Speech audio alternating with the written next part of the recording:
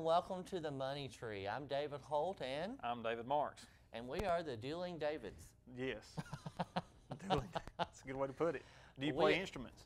I do. Okay. You play the radio, right? I do sometimes. Not very you play well. a guitar, don't you? I can, but I'm not always sure that it's tuned correctly. Well, I can't help you with that. Right. We're not here to talk about music. We're No. here to talk about money and finances, and we're certainly glad that you've tuned in today to the Money Tree. This was a brainchild of my wife. We were riding down the road talking about potential shows to bring to Mountain Valley newspaper.com and to Farmers Telephone Channel 6, and she said, why don't y'all do the Money Tree? And David's smart enough, and so I'm just the helper to help the money guy. Well, I don't know if I would call myself the money guy.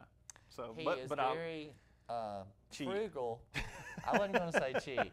Very frugal with his money, and I need to learn to be better at that. Since I'm the older David and he's the younger David, maybe the younger David can teach the older one how to do better. So, where would you develop, you think, what part of life do you think you would develop a savings habit or a cheap habit, as I might call it? Well, we tried to instill that in our children, you know, when they were younger, like birthday money. When my wife was really good about putting it in a savings account.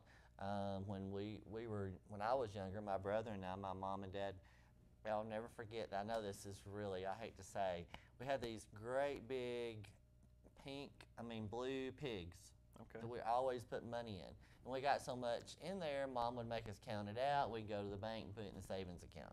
So you really start with your children at a young age.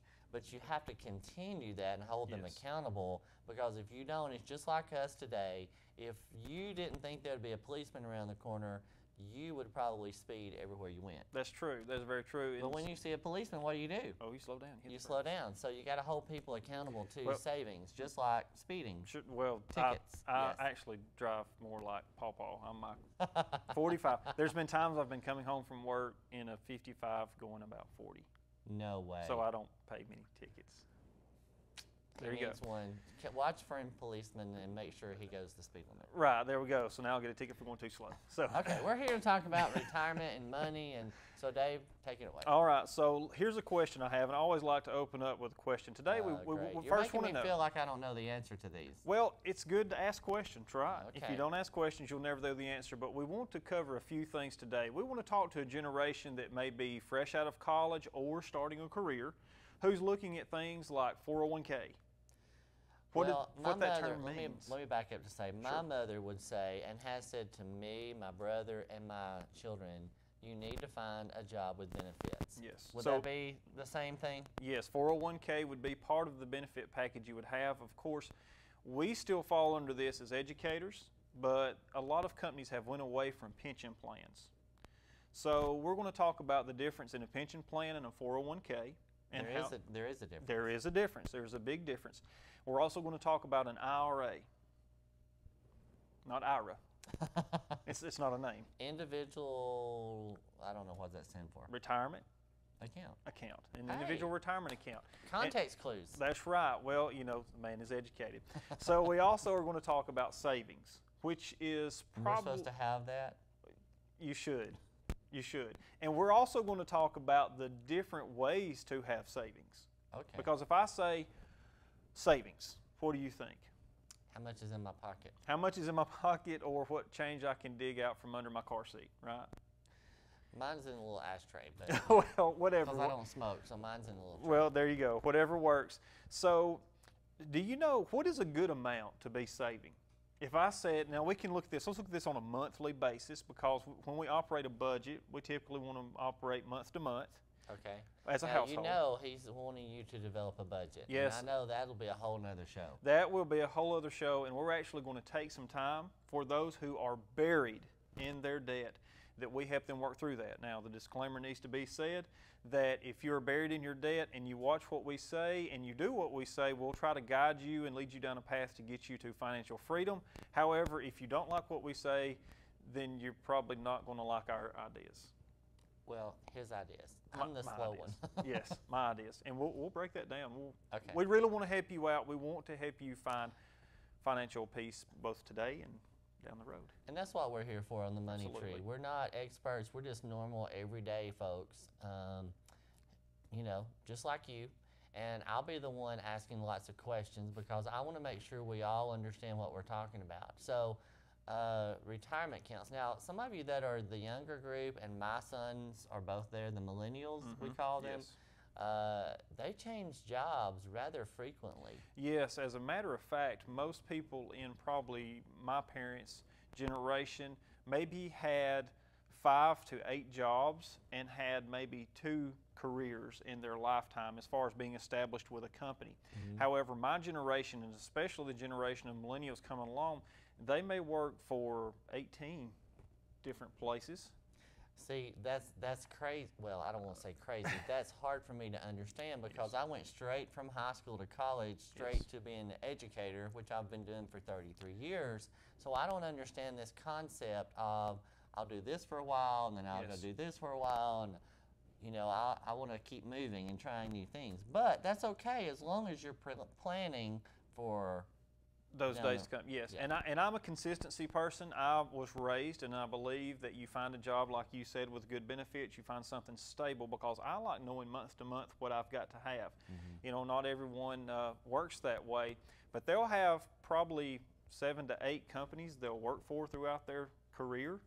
And so there's a big difference in that. So what we want to do is we want to help both groups get ready for one day when they can sit back and kick their feet up, as my choice would be either with sand and water or with grass and water, and be by some water somewhere. So that's my plan. You could put a bucket out in the yard and you could have some well, water you know, with your fire pit that you can put out when you're through. It's like, you know, put the fire out. So I would sand and water may be the ultimate goal there. Yeah, we can always go visit in the summer and come back home in the regular wintertime. Just don't tell everyone in the family where I live. That might be bad. Okay, so let's get started first, and let's talk about savings. And I'm joking about that. Any family would be welcome to come, well, for the most part. He says that jokingly, but he's really serious. We might disclose that information. Savings. Let's talk about savings. So, savings is something that we think about typically is when you were a child or when you were younger, your parents would carry you to a bank and they would say, all right, we're going to help you open an account and we're going to put money into your savings account. Now, this is something that teaches good fiscal life skills to a child, but it's something that we haven't always done a good job of translating over as an adult. So if I said, okay, we're going to have a savings account, where do you think you would start with that account? Well, at your local bank, probably. At your local bank, very good. Now, of course, digital world has changed everything. For you. For me, it's still the old-fashioned way. Sure, okay. So you can go to your local bank and you can say, all right, I want to open a savings account, and they're going to say, okay, that's great. When you reach this amount of money, or some may not make you have minimums, we're going to pay you an interest rate. What do you think the interest rate on a savings account would be right now? Very low, like maybe 2%, 3%. You're way too high. Really? You're way too high. If you have money in a bank account and you're under $5,000, the average is around 0.67. Really? Yes.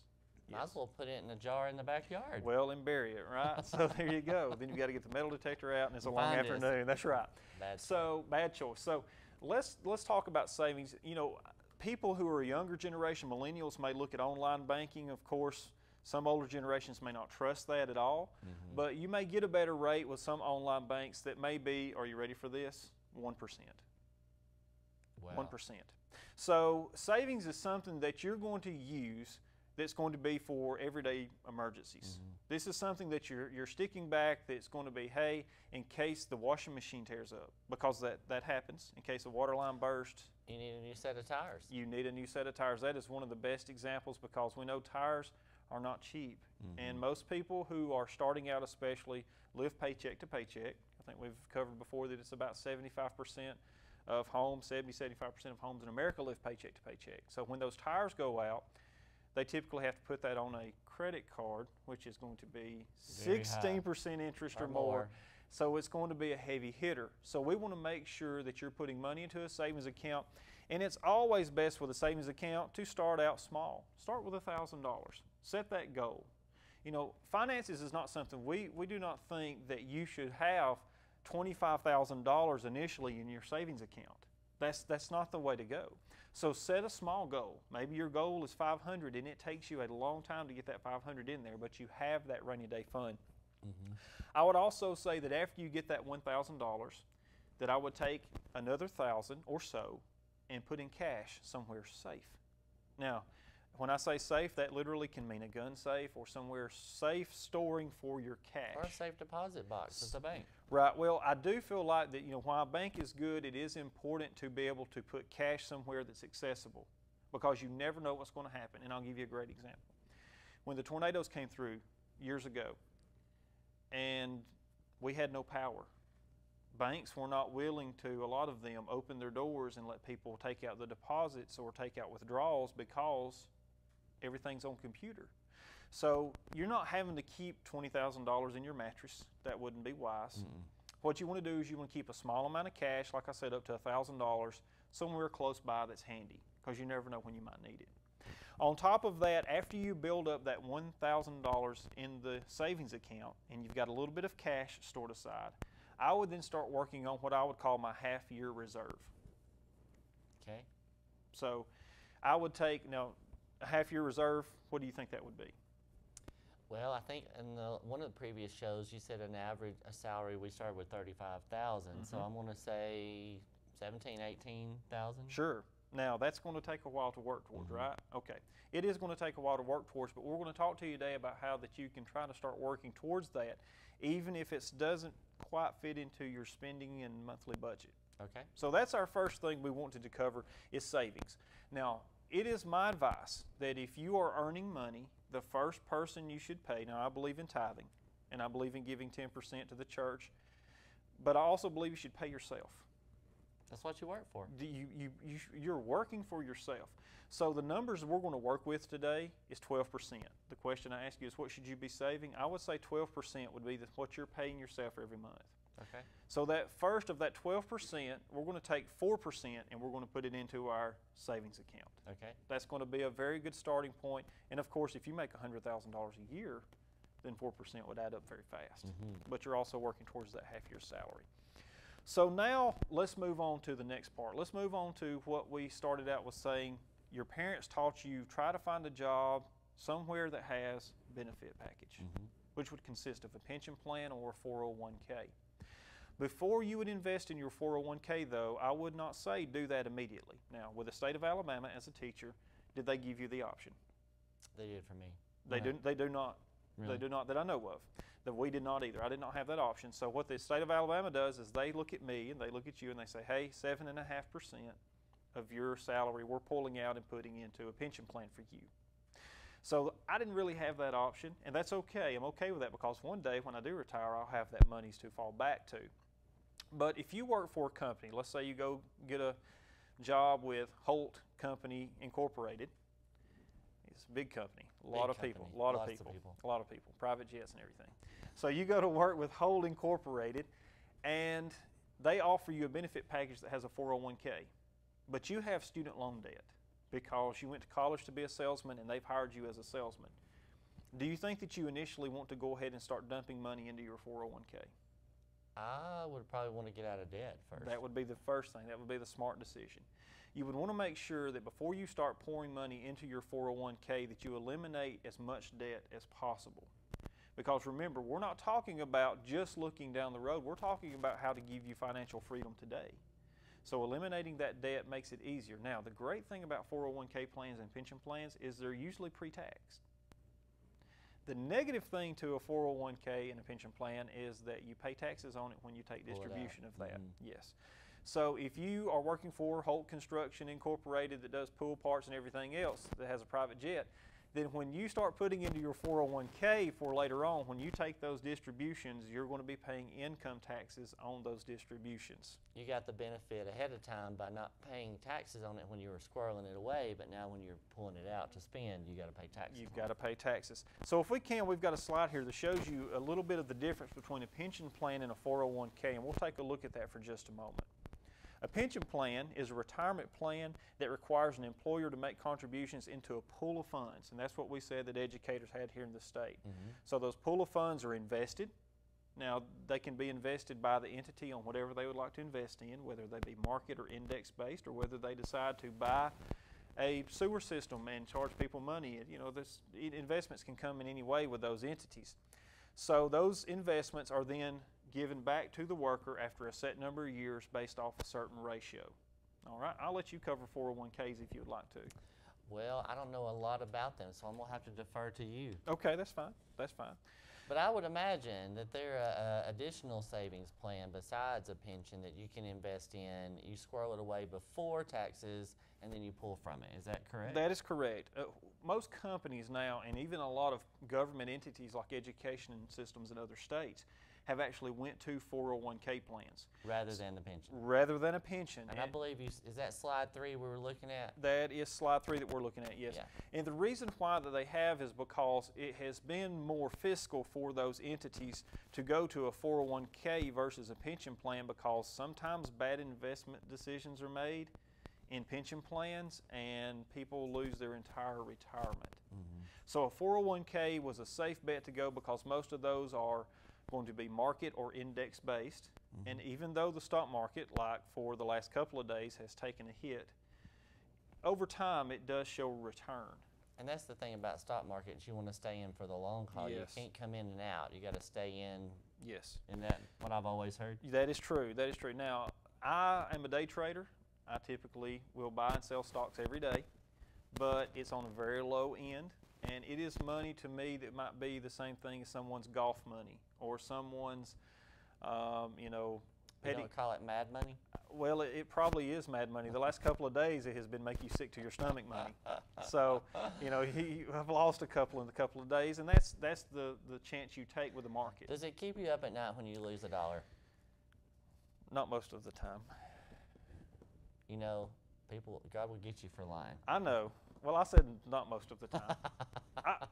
I do sleep He's sometimes. very frugal. Let me say again. I won't say the C word. Cheap word, yeah. But frugal. Right. So back to the 401ks, is what they'll do is they'll take that money and they put that money, it is your money. Like a pension plan is pooled into this big pot. Big vat of retirement monies there. A 401k is going to be your money. And what they will do is they'll hire a firm, some investment firm, to take that money and invest it for you.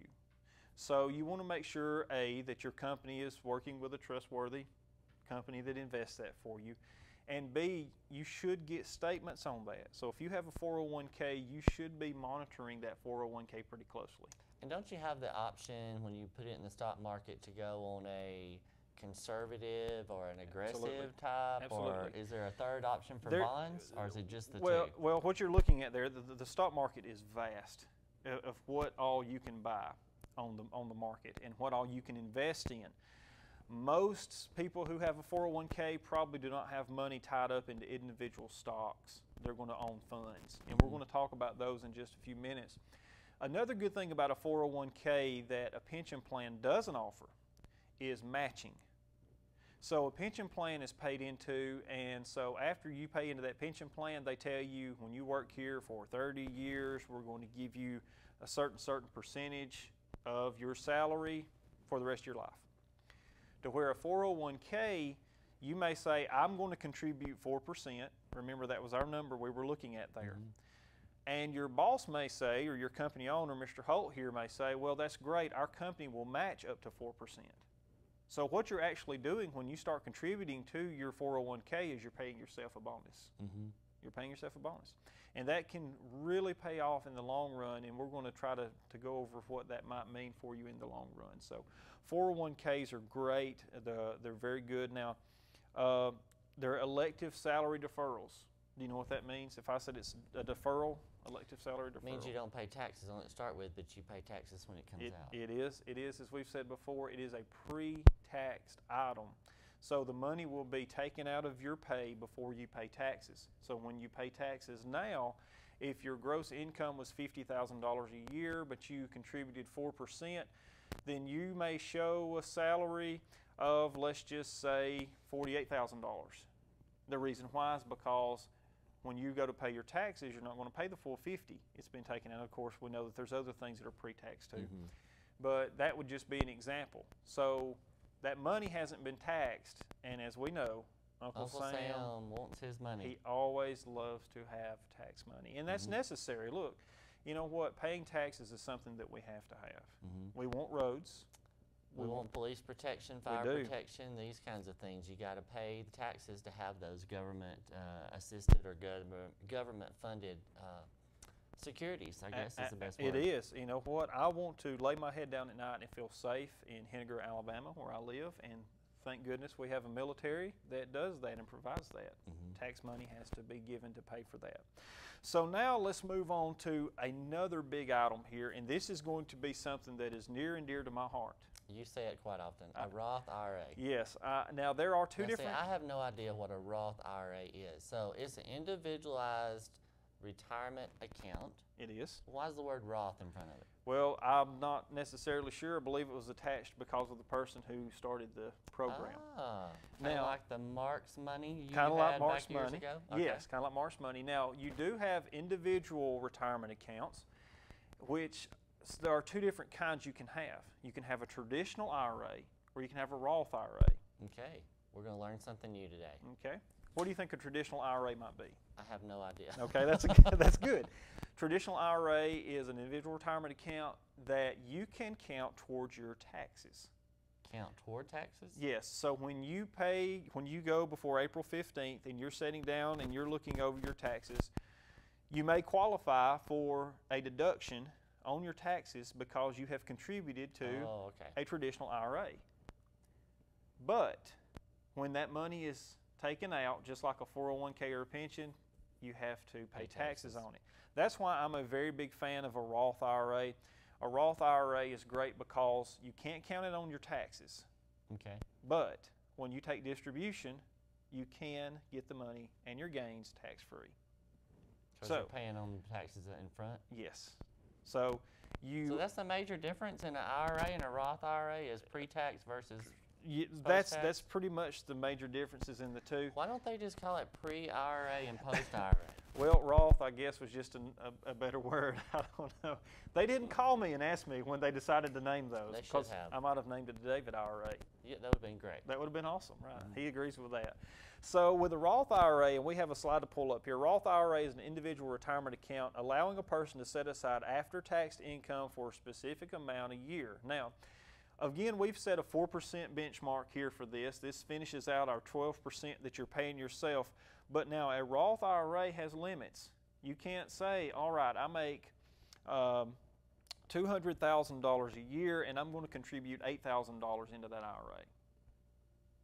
You can't put that much? You cannot put that much into it. Do you know what the cap is on a Roth IRA? I do not. The cap on a Roth IRA is, are you ready for this? $5,500 a year.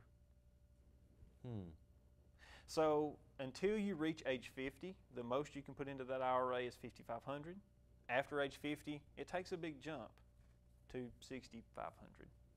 Wow. So you can put in an additional $1,000. And it's just a savings account that makes money. It basically is. Now there's going to be different forms. You asked me about the differences between traditional and a Roth. Another difference in the traditional and the Roth is when you have to start taking your distributions of funds, because a Roth is going to require you to take distributions by age 70. So they're not going to let you just start pulling it out at 70? Yes, you can. So you're going to be able to set there. Now, the monies can, of course, be given as a trust also. So there's different ways to look at that. And I think I said traditional. I think I said that right. Traditional has to be taken out by 70. Roth, you can set on and let that baby ride until you die if you want to and pass that on. So let's get back into there's other differences, but I just wanted to bring up that one other difference. Let's get into this now. With a Roth IRA, if you go to a company, the company that I used to work for when I did this for some time, when you go to that person that's going to be your broker and you say, I want to put money into a Roth IRA, they're going to give you two options basically, and they're going to say, well, do you want to have a fixed rate IRA? Or do you want to have a variable rate? So which one do you think, if someone was sitting down with you, would you think you would want to do? If I were younger, I would take the variable. But the older I am, I would take a fixed because I want it to be there. I don't want it to all go away if the stock market goes bad things. That is a great answer. I mean, that's a great answer. After age 50, I would recommend you looking at a fixed. That way you're guaranteed your money. after or before age 50, after you've just started working, I would probably say that you want to look at a variable rate because your possibility of having good gains is going to be greater. So let's look at this. At the time that I was doing this, of course, the fixed rate is going to be based off of, just like savings accounts, it's going to be based off the Federal Reserve, the money that the rates they offer. So at the time that I was doing this, if someone come in and wanted a Roth IRA, their fixed rate was 1%. When they invested up to $11,000, then it took a graduated scale to like 1.35. And they could get up to 1.75 after they reached $25,000, which, as we know, would take 5 years roughly because of the amount you can invest. So you're not going to see a great gain out of that. However, you are guaranteed a rate of return. So to have a Roth IRA or traditional, you cannot take out that money before 59 and a half. Okay. And the reason why is, of course, that's tax sheltered money. If you take it out before 59 and a half, now you can if you have a medical emergency or a family emergency. You have to, of course, file for that. But if you take it out before 59 and a half and you don't have a specific reason that's listed in the law of what an IRA is, you have to pay penalties of around 30%. And that can really add up. You're taking, so the Roth IRA is a long-term goal, just like your 401k is a long-term goal or your pension. And your savings is that money you should use for emergencies that happen. So you wait till 59 and a half and you take out that money. How do you think you would take that money out of the Roth? How you would take it out? Yes. Not sure. Not sure? You can do it different ways. You can have monthly distribution or you can have a lump sum. Okay. So let's just build this scenario here, because I love to do scenarios, that you have paid into your pension plan, which you have a little bit of money in your savings, and then you have your Roth and you're age 60 and you're looking at that threshold of getting ready to retire. But I can't be on full Social Security benefits, so I want to supplement. Yes. I got you. And you are $30,000 away from paying off your mortgage. What would be your best option there? Ooh. I don't know. You tell me. I would recommend taking that money out of your Roth. Just paying it. And paying your mortgage off, yes. And cutting your monthly expenses down to something you can manage. Something you can manage. Hey, yes. I'm getting better at this. You're figuring this out. Very good, very good. So the Roth IRA is one of my favorite things just because it does provide you with that tax-free gains. Now, if you do a variable rate, then you need to make sure you're with a good manager who's going to invest your money in what I would call strong mutual funds. Now, do you get to choose your person over it? Because you said when you meet with them, the Roth IRA, so that's someone local that you know. Yes, that's someone local that you know. That's someone who would have a Series 6 and 63 license that is able to sell you funds. So this is someone who could come to you or I, and they could say, and my manager does a very good job with mine. I feel confident in him, and of course I make some of those calls myself.